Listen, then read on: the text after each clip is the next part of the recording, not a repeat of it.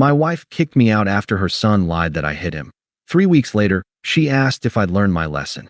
Her son went pale after I handed her divorce papers and security footage showing he'd lied. Hey viewers, before we move on to the video, please make sure to subscribe to the channel and hit the like button if you want to see more stories like this. And if you have your own story to share, send it to me. My contact info is in the description below. I'd love to feature it in an upcoming video. Thanks. You need to leave. Now. Sarah's voice wasn't loud. It was low, cold, and final. It was the tone you'd use on a salesman at the door, not the man you'd shared a bed with for 5 years. She stood in the doorway of our living room, her body a rigid barrier between me and the hallway that led to our bedroom, to my home. Behind her, peeking from the kitchen with a red, blotchy face and one perfectly dry eye, was Jake, her 14-year-old son, my stepson. In his eyes, just for a flash beneath the performative tears, I saw it, a glimmer of pure, unadulterated triumph. 3 hours earlier, I'd been trying. That's all I ever did with Jake. Try. We were at the mall, the three of us, a painfully constructed tableau of family unity. Sarah had insisted. He needs positive memories with you, Mark. Not just you nagging him about homework and chores. So I was footing the bill for overpriced smoothies, feigning interest in neon-lit stores selling graphic t-shirts with memes I didn't understand. Jake trailed behind us, a storm cloud in a hoodie, surgically attached to his phone. Look, Jake, I'd said, stopping by the electronics store. In the window was the new PlayStation 5, its promotional screen flashing with epic, unrealistic battles. That's the one, right? The one you've been talking about. He grunted, not looking up from his own screen. Yeah. It's pretty pricey, Sarah said, squeezing my arm. Maybe for his birthday, if his grades come up? I saw the opening. A peace offering. Tell you what, bud. You pull that history grade up to a B by the midterm, and we'll talk about making it a birthday achievement combo present. A reward for the effort. Finally, he looked at me. The disdain was so potent, it was almost physical. So it's a bribe. Cool. Real mature. Jake, Sarah chastised, but it was a weak sound, a reflex. She turned to me, a placating smile on her face. He doesn't mean it like that.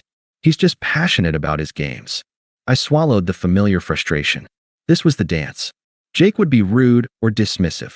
I'd react, however calmly. Sarah would deflect, framing his behavior as spirited or sensitive, and my reasonable expectation of basic respect as being hard on him.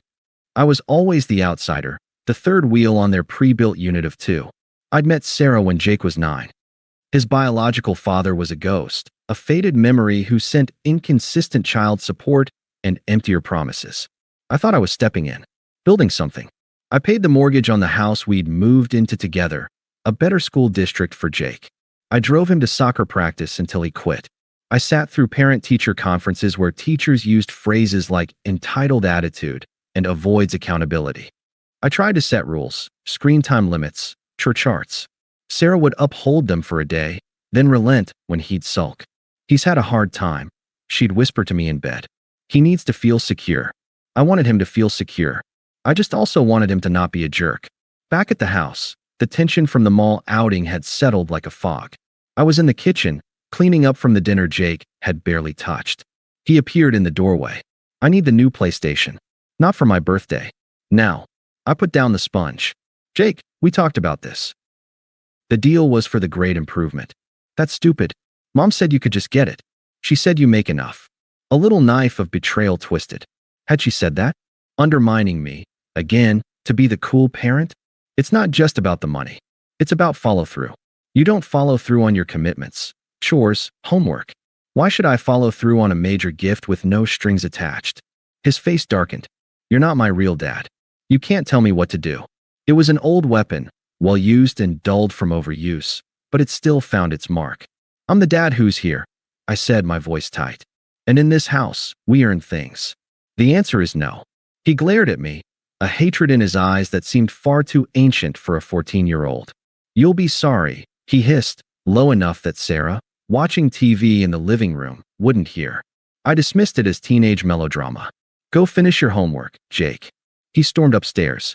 I heard his door slam. I finished the dishes, my hands shaking slightly with frustrated adrenaline. About 20 minutes later, A thunderous crash echoed through the house. It came from the upstairs hallway, the sound of a body hitting a wall, followed by the clatter of something framed falling. Sarah's show went silent. Footsteps pounded up the stairs. My feet were moving before my brain processed it. I took the stairs two at a time. Sarah was crouched in the hallway outside Jake's room. Jake was on the floor, his back against the wall, cradling his left arm. A small framed picture of the beach lay shattered on the floor beside him. He was sobbing, great, heaving, convincing sobs. What happened? Sarah's voice was shrill with panic. Jake looked up, his eyes swimming with tears, and pointed a trembling finger directly at me, standing frozen at the top of the stairs.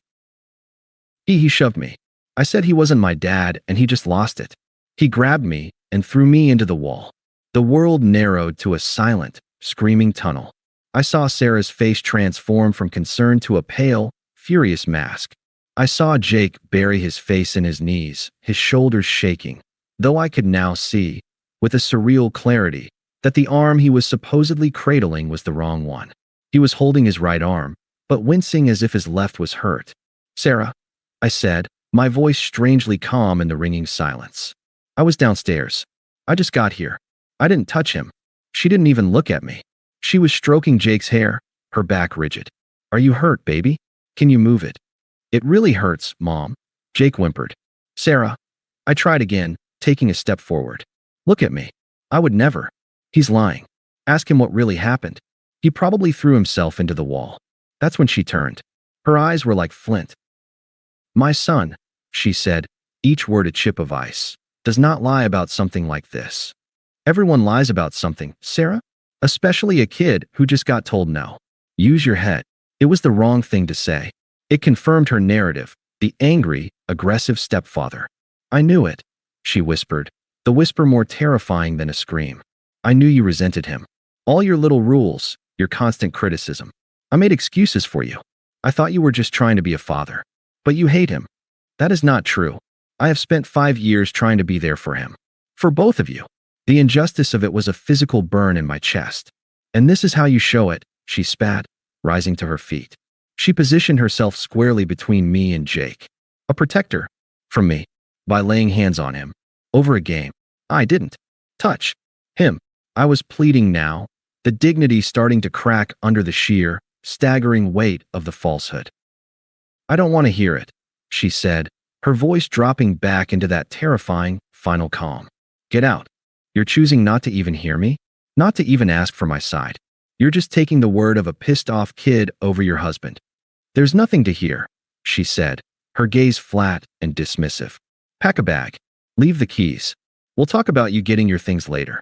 She turned her back on me, kneeling again to fuss over Jake. The conversation was over. I had been tried and convicted in less than 60 seconds. I stood there for a long moment, watching them. The betrayed wife and the victimized son. A perfect, pathetic picture. Jake peeked out from under his mother's arm. He saw me looking, and he didn't smile. He didn't sneer. He just looked at me with a blank, cold emptiness. Then he buried his face again, his sobs renewing with gusto. That blankness did it. It extinguished the last flicker of my hope, my fight. "Okay," I said. The word hung in the air, simple and utterly deflating to her dramatic stand. She'd expected yelling, begging, justification. She got one quiet syllable of acceptance. I walked past them, down the hall to the bedroom we shared. I took the duffel bag from the top of the closet. I didn't rage pack. I moved methodically. Underwear, socks, a few pairs of pants, some t-shirts and sweaters. Toiletries from the bathroom. My laptop and its charger from the desk. I left the wedding photo on the nightstand. I left the watch she'd bought me for our anniversary on the dresser. 5 years of life, condensed into one black nylon bag. I walked back down the hallway. They were still there, a frozen tableau. Sarah was watching me now, a flicker of uncertainty in her eyes. Maybe she'd expected a different script. I stopped at the front door, my keys in my hand. I looked at her one last time. "You should put some ice on that," I said, nodding toward Jake's arm. My voice was utterly neutral. A clinical observation. Then I placed my house key on the small entryway table. I opened the door, stepped through into the cool evening air, and closed it softly behind me. The click of the latch was the loudest sound I'd ever heard. I sat in my car in the driveway for a full 10 minutes, not crying, not pounding the steering wheel, just breathing. The house looked the same. Warm light glowed from the living room window. My home, our home, from which I had just been permanently exiled based on a child's lie and a woman's refusal to see me. I started the car and drove. I didn't know where to go. I ended up at a generic, budget hotel off the interstate. The room smelled of stale cigarettes and industrial cleaner. I dropped my bag on the floor, sat on the edge of the stiff bed, and stared at the beige wall. The unfairness of it wasn't a wave. It was a slow, rising tide, cold and suffocating. It wasn't just about the lie. It was about her instantaneous, wholesale belief in it. It meant that in some deep, unacknowledged part of her, she'd already believed I was capable of it. I had been on probation in my own marriage, and I never knew. The love I'd given, the stability I'd provided, the patience I'd practiced, it was all conditional. It could be voided by the tearful accusation of a resentful teenager. In the profound quiet of that ugly room, a switch flipped. The hurt didn't vanish, but it was compartmentalized, put in a locked box. In its place came a cold, clear clarity. This was over. I lay back on the scratchy bedspread, staring at the water-stained ceiling tile. The first, unbidden thought wasn't of loss, but of a mundane detail. The small, discreet security camera I'd installed under the eaves by the front door last year after a spate of package thefts. It was motion-activated. It recorded video and audio to a cloud server. It was pointed at the front walk, but its microphone was sensitive. The living room window was right there. The hallway where Jake had staged his accident was just inside, not visible to the camera's eye. But sound carried. I didn't move to check it. Not yet. Let the night settle. Let the new, terrible truth of my life solidify. I closed my eyes. The last thing I saw was Jake's face in that hallway. Not the crying mask, but the blank, cold stare that came after. He thought he'd won. He had no idea what he'd just started. The hotel room was a tomb of beige and stale air. I didn't cry. I didn't break anything. The shock was too profound, too absolute, to leave room for anything but a hollow, ringing silence. I just sat there, on the edge of the bed, and let the reality pour into me like cold cement. It wasn't the lie that was killing me. It was the prelude. The 5 years of walking on eggshells, of every disagreement with Jake becoming a referendum on my commitment. The way Sarah would say my son when she was defending him, and our family, only when she needed something from me. The financial ledger I'd kept in my head, not out of resentment, but out of a desperate hope that if I contributed enough, the mortgage, the vacations, the college fund I'd started, I would finally earn the title of father. Not just mom's husband. I had been a tenant in my own life. A useful, paying tenant who provided stability, but a tenant nonetheless. And tenants can be evicted without cause. My phone buzzed on the nightstand. A text from Sarah. Sarah, 9:47 p.m. I hope you're getting the help you need. What you did is unacceptable. Jake is terrified. I stared at the words. What you did. Not what allegedly happened. Not we need to talk this through. A verdict, delivered via text. I didn't reply. What was there to say? I didn't do it. She'd already chosen not to believe that. Any protest would be filtered through her new, terrifying lens of me as a violent threat. A second text followed an hour later. Sarah, 10:53 p.m. We'll be changing the locks tomorrow for our safety. You can arrange with me to collect the rest of your things when I'm home. I'll need to supervise. Our safety. Supervise. The language was deliberate, legalistic, painting me as a dangerous intruder. This was the woman who'd fallen asleep on my chest a week ago. Now, she was building a case. My heart, which had been numb, gave a single, hard throb of pure agony. Then it went still again. I powered off my phone. The silence returned, deeper now. The next morning, sunlight sliced through the gaps in the cheap curtains, revealing the dusty motel room in all its pathetic glory. The grief was still there, a lead weight in my gut, but on top of it now was something else. A sharp, clear focus. An operating manual for the dismantling of a life. I powered on my phone. It buzzed with a few more texts, variations on her theme from last night, escalating slightly in their self-righteousness. I ignored them. I opened my contacts and scrolled past Sarah, home, to a name I'd never thought I'd need. David Chun, ESQ, a college friend who'd gone into family law. We played golf twice a year. Last time, he joked, "Hope you never need my real services, buddy." I called him. It went to voicemail. I didn't leave a message. This wasn't a voicemail conversation. I got dressed. I went to a diner down the road and ate a tasteless breakfast, forcing the food down. I needed fuel, not comfort. At 9:01 a.m., my phone rang. "David." "Mark? Everything okay?" He sounded concerned. "I never called on a weekday morning." "No, David. It's not." My voice was steady, which surprised me. I laid it out for him, clinical and concise. The accusation, the immediate eviction, the texts about locks and supervision. I didn't embellish. I didn't vent. I stated facts. He listened in professional silence. When I finished, he let out a long, low whistle. "Okay. First, do not, under any circumstances, go to the house without someone present. Preferably me or a police escort if she's alleging violence. She's creating a paper trail. You need to do the same. Understood. Second, any evidence? Texts, emails, witnesses." I almost laughed. The only witness is her son, who's the accuser. And her, who believes him. What about the house itself? You said he claimed you shoved him into a wall. Any damage? Anything inconsistent with his story? The wall. The framed picture. The camera.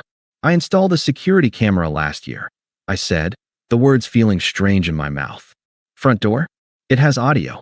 David's tone shifted instantly, from cautious to keenly interested. "Does it cover where this happened?" "No. It's outside. But the living room window was open. The hallway is right inside. You might hear everything." "Mark," David said, his voice deliberate. "Listen to me. Do not tell her about the camera. Do not mention it. Access the footage. Save it in at least 3 separate places: cloud, external drive, your laptop. Then call me back. Do it now." I drove to a library, found a quiet corner corral, and opened my laptop. My hands were perfectly steady. This was a technical task, a problem to be solved. I logged into the secure cloud service for the home security system. The interface was simple, a timeline of motion-activated recordings. I scrolled back to yesterday evening. There it was, a 4-minute file triggered at 7:14 p.m., right around the time of the incident. I put in my earbuds and clicked play. The video showed the empty front walk, the porch light casting long shadows. The audio was crisp. At first, just ambient neighborhood sounds. Then, the distant, muffled sound of the TV from inside, Sarah's show. A car passed. Then, clear as a bell, my own voice, raised but not yelling, filtered through the open window. "In this house, we earn things." The answer is no. A pause. Then Jake's voice, venomous and close. "You'll be sorry." A door slam. The mundane sounds of the house for a few minutes. The TV. A distant clatter of dishes, me in the kitchen. Then, the crash. It was loud, even through the microphone. The violent thud of impact, the brittle shatter of glass. It made me flinch. Sarah's voice, shrill and distant. "What happened?" Footsteps running. Then Jake's voice. But it was different now. It was a perfect performance of pain and fear, but listening with detached focus, I heard the actor beneath it. The slight, calculated catch in the breath. He shoved me. I said he wasn't my dad and he just lost it. He grabbed me and threw me into the wall. My own voice, pleading. "Sarah, I was downstairs. I just got here. I didn't touch him." The following argument played out exactly as I remembered, but hearing it from this disembodied perspective was surreal. Sarah's cold certainty. My escalating desperation. Her final, damning edict, "Get out." Then, the sounds of me moving around, packing. A long silence after the front door clicked shut. And then, the clearest sound of all. Sarah's voice, softer now, soothing. "It's okay, baby. He's gone. You're safe." And Jake's voice. All tears gone, replaced by a flat, petulant tone. "My arm doesn't even hurt that bad. Can I still get the PlayStation?" A beat of silence from Sarah. Then, not anger, not horror, but a tired, almost amused sigh. "We'll see, honey. Let's just get through this first." I stopped the recording. I sat very still in the library corral. The fluorescent lights hummed overhead. A student coughed a few rows away. The world was normal. And on my screen was the digital proof that my marriage had been a fragile illusion, shattered not by a shove, but by a sigh of weary compliance. There was no rage. There was no vindication. There was only a vast, endless sadness, and beneath it, the bedrock of that new, cold clarity. I did as David said. I downloaded the file. I saved it to my laptop's hard drive, to a USB key I bought at the pharmacy, and to a new, private cloud folder. I labeled it meticulously, audio_evidence_7-14.raw. Then I called David back. I have it, I said. The audio. It's all there. His threat, the crash, the false accusation, her reaction. And a conversation after I left where he admits it doesn't hurt and asks for the game console. David was quiet for a moment. Mark, that's a silver bullet. That's beyond a silver bullet. That's the whole arsenal. Do you want me to listen? No, I said. I trust your judgment. What's next? What do you want? He asked, his lawyer voice dropping for a moment, replaced by my friend's concern. I looked out the library window at the ordinary street. I want out. Completely, cleanly, and as quickly as possible. I don't want the house. I want my equity. I want my personal belongings. I want no future contact. Then we file for divorce. Irreconcilable differences. We don't lead with the audio. We let her believe her narrative is still the operating one. It gives us the strategic advantage. She's changing the locks today, I said. Noted. We'll add unlawful eviction to the filing. It strengthens your position for asset division. I'll have the papers drawn up. We'll file them, but we won't serve her immediately. Why not? A small, hard smile was audible in his voice. Because people who believe they're in the right and who believe you are defeated often reveal their true hand. They get arrogant. They tip their cards. Let her sit in her certainty for a little while. Let her commit to her story. When the audio comes out, it won't just disprove her, it will expose the entire charade. It will show the court and any mutual friends her fundamental bad faith. It was cold. It was calculated. It was exactly what I needed. Do it, I said. The next 3 weeks were a lesson in suspended animation. I rented a small, furnished apartment. It was blank and impersonal, and I liked it that way. Nothing here could betray me. I went to work. I performed my duties. I was, by all accounts, fine. David filed the divorce petition. It was a simple, clean document stating the marriage was irretrievably broken.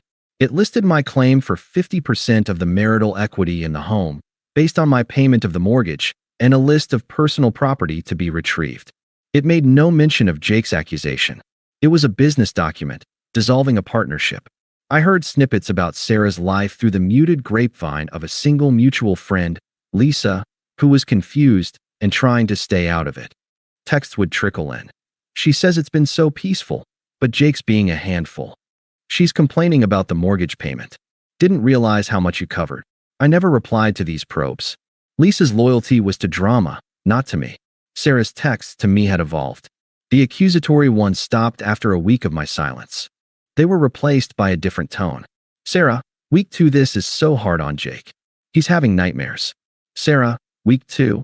2 days later, we need to talk about moving forward. This can't go on forever. Sarah, week 3, I'm willing to consider family counseling. For Jake's sake. Each one was a fishing expedition, testing the waters to see if I was broken, if I was ready to cave, to apologize to make it all go away. She was managing the aftermath of her decision and finding it less rewarding than she'd imagined. The texts weren't about me. They were about her increasing burden. I deleted them all, unread, after the first line preview. My only project, my only focus, was the new, quiet rhythm of my own life. I bought groceries for one. I watched whatever I wanted on TV. The silence, which had been oppressive in the hotel, began to feel like peace. I realized how much energy I had spent navigating the minefield of their dynamics, absorbing Sarah's dismissals, absorbing Jake's resentment. That energy was now my own. David called. The papers are ready. She hasn't been served yet. She's going to get a notification from the court that a petition has been filed, but she won't get the physical papers until a process server delivers them. That's your moment of maximum leverage. What's your play? I knew exactly what it was. I had replayed that last conversation in the hallway 1,000 times. Her cold certainty. Her refusal to look at me. Her promise that we'd talk about you getting your things later. It was later. She told me to arrange a time to get my things when she could supervise. I said, my voice devoid of any emotion. I think I'll take her up on that. David understood immediately. You're going to hand her the papers yourself. You want the confrontation. No. I corrected him, and I meant it. I don't want a confrontation. I want an execution, and I want him to watch. There was a long pause on the line. The audio file is in the evidence package for discovery. It doesn't have to be a spectacle, Mark. We can just serve her and be done. She evicted me from my home based on a lie, I said, the first hint of heat entering my voice, instantly cooled. She told our friends I was violent. She is living in a house I pay for, believing she holds all the moral and legal power. I want her to see, in person, the precise moment that power evaporates. Then I will be done. David, to his credit, didn't argue. Okay, but you say nothing until she's got the papers in her hand. Let her make the first move. Record the interaction on your phone in your pocket. For your protection, I will. The night before I was to go, I took the manila envelope from David's office from my briefcase. Inside were the divorce papers. On the last page, beneath the line for her signature, I had printed a simple note. For relevant evidence, see attached link and password. Below it, I wrote the URL to the private cloud folder and the password. The date of my eviction, formatted as she'd said it. Get out now. I placed the envelope on my new, empty kitchen counter. Next to it, I laid out the clothes I would wear. Not the jeans and hoodies of my old at-home life, but crisp chinos and a simple, well-made sweater. The clothes of a man who was not coming home, but closing an account. As I lay in bed in the dark of my silent apartment, I didn't think of Sarah's face. I thought of Jake's, the blank, cold stare he'd given me after the performance. He'd believed he was punishing me for saying no. He had no concept of the chain reaction he'd triggered, the avalanche of consequences that was now, quietly, poised to fall directly onto him and the mother who had enabled him. 3 weeks of silence. 3 weeks of her believing she was teaching me a lesson. Tomorrow, the lesson would end, and the learning would begin. The text came at 4:37 p.m. on a Tuesday, exactly 3 weeks and 1 day after my eviction. Sarah, we need to talk. Come by the house tomorrow at 6. No question mark. No, please. It was a summons, issued from the throne of her presumed righteousness. I looked at the message, a faint, cold smile touching my lips. She'd held out as long as she could. The mortgage payment must have been a shock. The reality of solo parenting a teenage tyrant must have been sinking in. Now, she was ready to dictate the terms of my surrender. I didn't reply. Silence had been my language for 3 weeks, and I saw no reason to break it now. Let her wonder. Let her assume my compliance. The following evening, I dressed carefully in the clothes I'd laid out. Charcoal chinos, a navy cashmere sweater, boots that were polished but not aggressive. I looked put together, successful, and utterly detached. I picked up the manila envelope from my counter. It felt light in my hand, a feather holding the weight of a 5-year illusion. I arrived at 5:58 p.m. Our house. The porch light was on. The lawn was slightly overgrown. A single, limp bag of garbage sat by the curb, overdue for collection. Small details of decay. I didn't ring the bell. I didn't use my key. It was useless now. I stood on the front step and waited. At 6:02, the door opened. Sarah stood there, arms crossed over her chest. She was dressed in yoga pants and an old sweatshirt of mine she'd claimed for lazy days. Her hair was in a messy bun. She looked tired, but her expression was pure, cultivated steel. "You're late," she said, not moving from the doorway. "I'm here," I replied, my voice neutral. "You wanted to talk." She looked me up and down, a flicker of confusion in her eyes. I didn't look like a broken man begging for scraps. I looked like a guest, and an unimpressed one at that. It threw her script. "Come in," she said finally, stepping back with obvious reluctance. The house smelled different. Less like clean linen and the meals I used to cook, more like microwave popcorn and a vague, unwashed staleness. The living room was messy, with Jake's things strewn about. She didn't invite me to sit. We stood in the space between the couch and the TV, where we'd once curled up to watch movies. Jake lurked in the kitchen doorway, a silent spectator. He was paler than I remembered, his eyes watchful. The triumphant glint was gone, replaced by a nervous, sullen energy. Sarah took a deep breath, summoning her rehearsed magnanimity. "I hope these weeks have given you time to think," she began, her tone that of a headmistress addressing a wayward student. "To think about your anger, and what it almost cost you." I said nothing. I just watched her. "Jake has been through a lot," she continued, gaining confidence from my silence. The trauma, the fear. But he's a resilient boy, and a forgiving one. I glanced at Jake. He looked at the floor, shifting his weight. What do you want, Sarah? I asked, cutting through the performance. She blinked, startled by the directness. I want to know if you've learned your lesson. The words were astonishing in their arrogance. If you're ready to take full accountability, to apologize to Jake, sincerely, and to commit to intensive family therapy. She emphasized, gesturing vaguely between herself and the lurking Jake, might be able to move past this. To rebuild trust. She paused, letting the grand offer hang in the air. It was a readmission exam to an institution I now saw was a prison. The price of entry was a confession to a crime I didn't commit. That's what you want? I asked, my voice still calm, almost curious. An apology. And therapy. It's the only path forward, Mark, she said, a note of impatience creeping in. You have to own what you did. Completely. Then, and only then, can we even begin to discuss you coming back home. She truly believed it. She believed I had been sitting in a motel for 3 weeks, shattered by guilt, just waiting for this chance to prostrate myself. She believed her forgiveness was the most valuable currency in the world. I nodded slowly, as if considering. Then, I held up the manila envelope. I brought you something. Her eyes went to it, wary. What is that? More excuses? A letter. In a manner of speaking. I extended it toward her. You should open it. Hesitantly, she took the envelope. She tore open the flap and pulled out the stack of papers. Her eyes scanned the top page. I saw the words register. Petition for dissolution of marriage. The color drained from her face in a slow, creeping wave.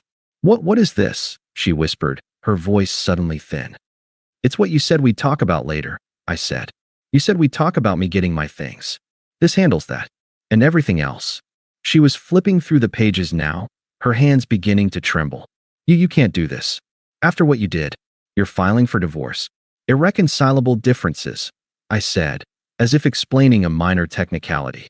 No. The word was a sharp crack, her composure shattering.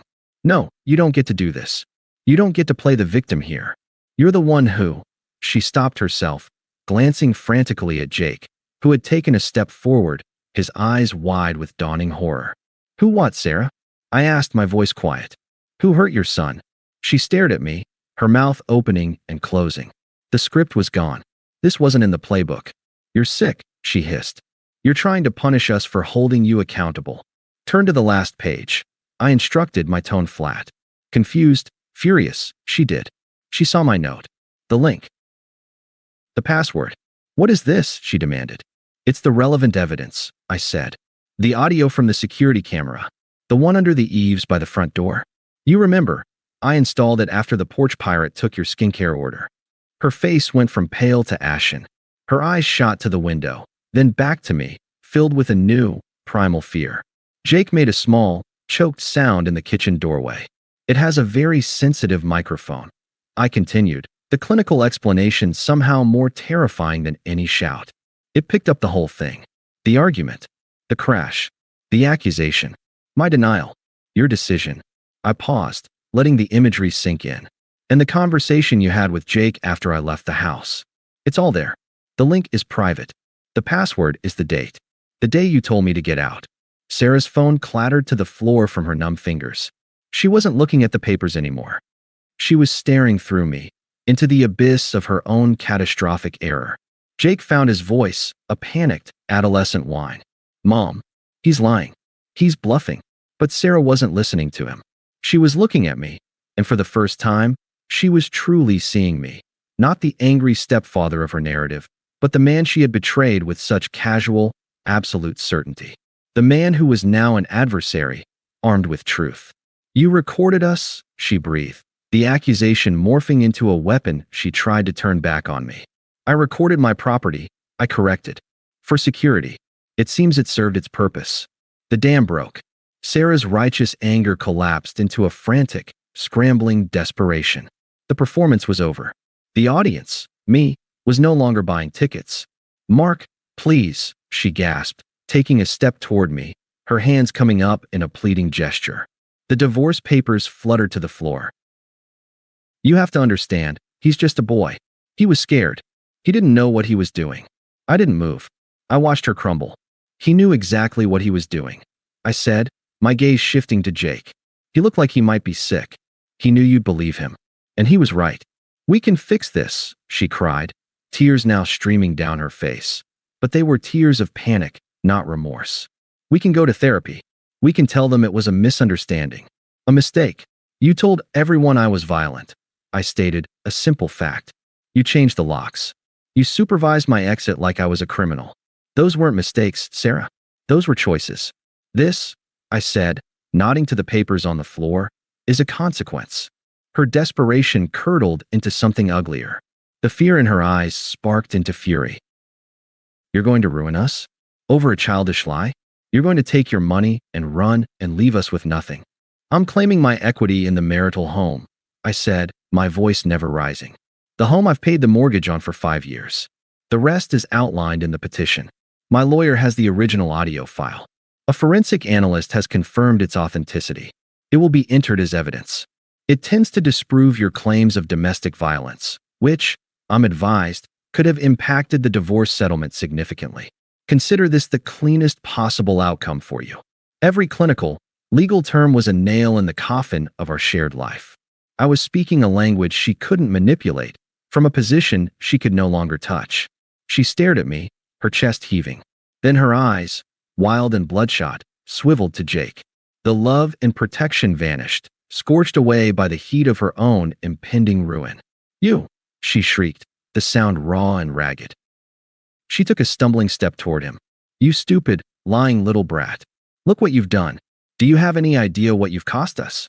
Jake flinched as if struck, cowering back against the kitchen counter. Mom, I'm sorry. I didn't think. You didn't think. You've ruined everything. For a game. The transformation was complete. The united front was obliterated.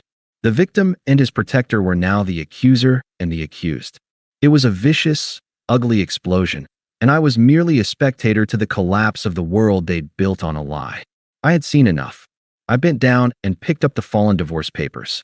I straightened the stack and placed them neatly on the arm of the couch, where she couldn't miss them. You'll be formally served by a process server in the next few days, I said, my voice cutting through their chaos.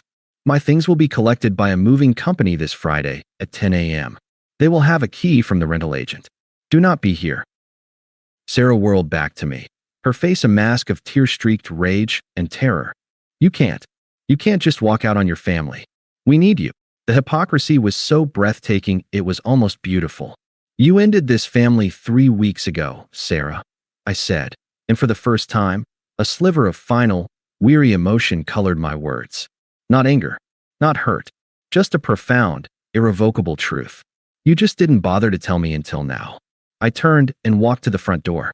The sound of her sobbing, no longer performative, but deep, guttural, and real, and Jake's panicked, pleading whispers followed me. Mark, please, she screamed from the living room. I didn't turn back. I opened the door and stepped out into the cool evening. I pulled it shut behind me, the solid thud a perfect bookend to the click of the latch 3 weeks prior. This time, I didn't sit in the car. I started the engine immediately. As I reversed out of the driveway, my headlights swept across the living room window. For a split second, I saw the frozen silhouette of them inside. Sarah, her hands clawing at her hair, and Jake, small and hunched against the kitchen doorway. Then I turned the wheel and drove away. The movers came on Friday. They reported a silent, tense house. Sarah was there, red-eyed, watching from the kitchen. Jake was not.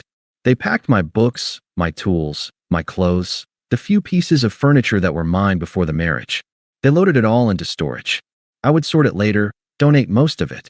The artifacts of that life held no power over me anymore. The divorce proceedings were, as David predicted, straightforward once the audio evidence was disclosed to her lawyer. Her claims evaporated. The settlement was swift. I received a cash buyout of my share of the home's equity. She had to refinance to keep it. I heard through the withered grapevine that it was a struggle, that she'd had to take on a roommate, a co-worker she didn't like. Mutual friends, once divided, slowly learned snippets of the truth. Not from me. I never spoke of it. But stories have a way of leaking. Lisa, the drama lover, eventually sent a long, rambling text about how we all make mistakes, and Sarah is really suffering. I didn't respond. She wasn't seeking truth. She was seeking to recenter herself in the narrative. I had no use for any of them. About 6 months after that night at the house, I was at a hardware store, buying supplies for a shelving unit in my new, permanent apartment. I turned a corner into the paint aisle, and there they were. Sarah and Jake. She looked 10 years older. She was holding 2 paint samples, arguing with him in a low, exhausted hiss. He was taller, lankier, slouching against a cart with his headphones on, ignoring her. Their dynamic was etched in acid, mutual resentment, a bond now corroded by shared culpability. They saw me at the same moment. Sarah froze, the paint cards falling from her hand. Her eyes were wide, a tumult of shame, anger, and a pathetic, lingering hope flashing across her face. Jake yanked his headphones down, his adolescent bravado melting into pure, unadulterated fear. He looked like he wanted the floor to swallow him. I held their gaze for no more than 2 seconds. I didn't nod. I didn't smile. I didn't frown. I simply looked through them, as if they were store fixtures, present, but of no more personal significance than a can of primer or a drop cloth. Then I turned my cart and moved down the aisle toward the fasteners, my focus already returned to the task at hand, building a shelf for my new life. That was the last time I saw them. The divorce was finalized not long after. A piece of paper arrived in the mail. I filed it away and felt nothing. Sometimes, in the deep quiet of my own space, I think about the chain of events, not with bitterness, but with a strange, detached curiosity. A single, petty lie from a resentful child, empowered by a mother's willful blindness, triggered the total collapse of a world. It was like watching a single corrupted line of code crash an entire system. I didn't get a new girlfriend right away. I didn't need to. I traveled to places I'd always wanted to see, on my own schedule. I took a woodworking class. I read books in uninterrupted silence. The energy I had once spent navigating landmines was now spent building a life that was, brick by quiet brick, entirely my own. The betrayal was a fire. It burned everything I had known to the ground. But I walked out of those ashes not seeking revenge, not even seeking justice. I walked out seeking peace. And in the profound, unbroken silence I cultivated for myself, I found it. She thought she was teaching me a lesson about anger. In the end, she taught me the invaluable lesson of my own worth. She and Jake, in their toxic, codependent alliance, had given me the one thing they'd always withheld, my freedom. And for that, I suppose, in the coldest, most detached way possible, I am grateful. Thanks for watching. Make sure to subscribe to the channel and hit the like button. What do you think about this story? Share it in the comments.